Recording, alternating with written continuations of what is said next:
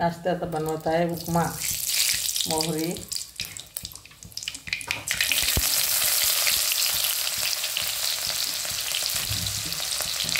कांदा,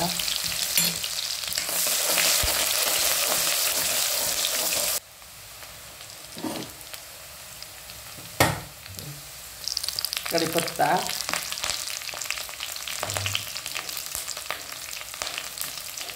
कढीपत्ता तडतडला की आता टाकायची मिरची,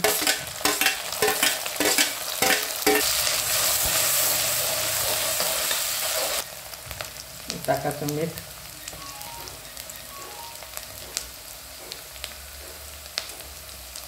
चवीनुसार मीठ। आता रवा टाकते। सकाळी सकाळी नाश्त्याचं काय करायचं तर आज उपमास करायचं ठरवलं आहे।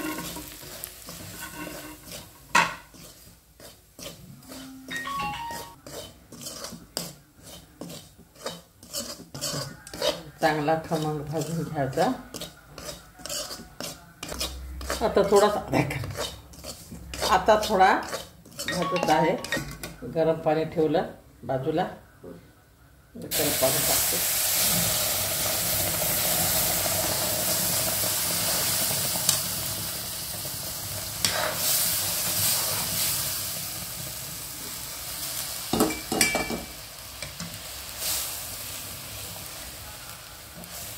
चांगला फेटा लागते, नाही तर गुठळ्या होतात।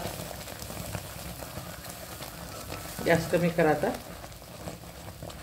त्याच्यात काही शेंगदाणे टाकले नाही मी। शेंगदाणे भरून थोडेसे फ्राय करून घ्यायचे, तळून घ्यायचे, छान लागतात कुरकुरीत। त्याच्यात जर शेंगदाणे टाकले तर मग ते शेंगदाणे मऊ होण्याची शक्यता असते। आता थोडंसं वाफ द्यायची।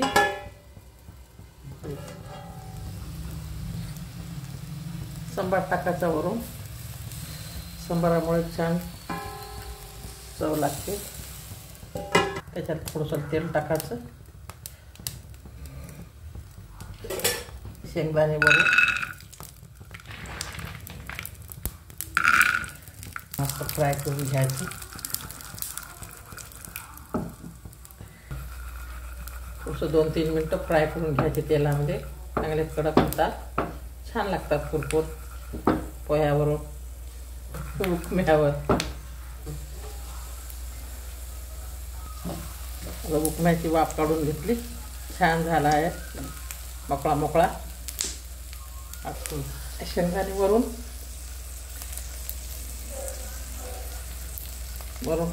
रेसिपी आवडली माझी, शेअर करा, सबस्क्राईब करा। धन्यवाद।